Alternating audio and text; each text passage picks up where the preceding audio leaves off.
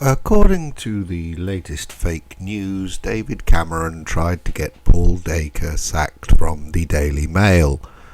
Link below. The reason I say it is fake news is that it comes from BBC Newsnight.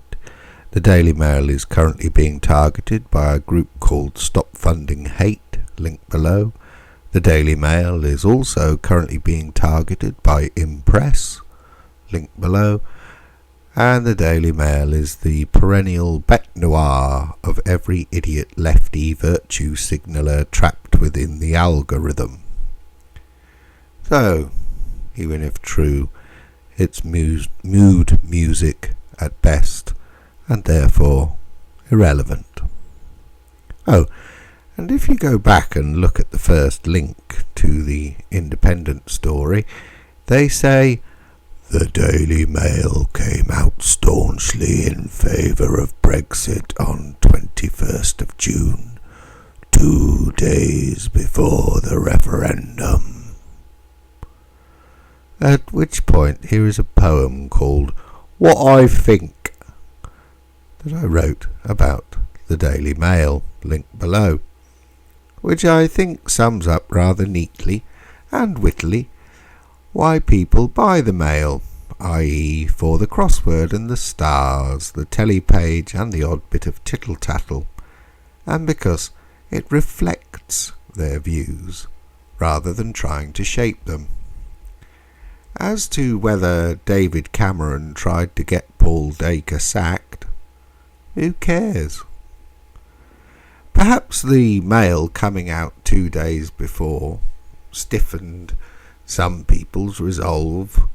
After all, everyone was well aware of the Danes, the French and the Irish being made to vote again, so everyone was well aware that if we voted out, we would in all likelihood be made to vote again, and again, and again.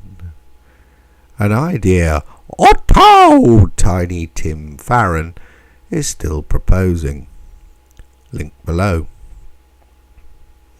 Another meme floating around, well expressed by Kate Hoey, link below, is that people were somehow tricked into voting for Brexit, or they didn't understand the issues. As I recall, there wasn't much of a debate because those voting to remain were unwilling to listen to anyone or anything. In fact, they still won't. This is clearly the algorithm at work. If you like the BBC, you will like PBS, The Guardian and Media Matters, and if Donald Trump gets elected, you will wander the streets with a banner. Link below. Indeed, it is often possible to have an actual, in real life conversation with such people and Google what they have said when you get home and pinpoint to the day and the article where they got their ideas from. No doubt the same is true for those voting Leave, as inevitably in the age of the algorithm the Remainers will retort, "Yeah, but what about Katie Hopkins?"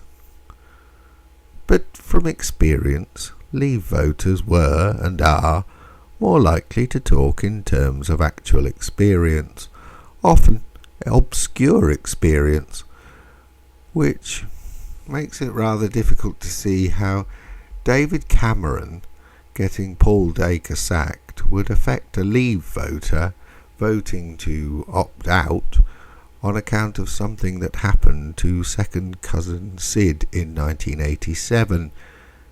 But if it consoles the vanity of the media and fuels hatred for the Daily Mail, then it will find many a willing breast to be clung to, even if it kills them. Link below.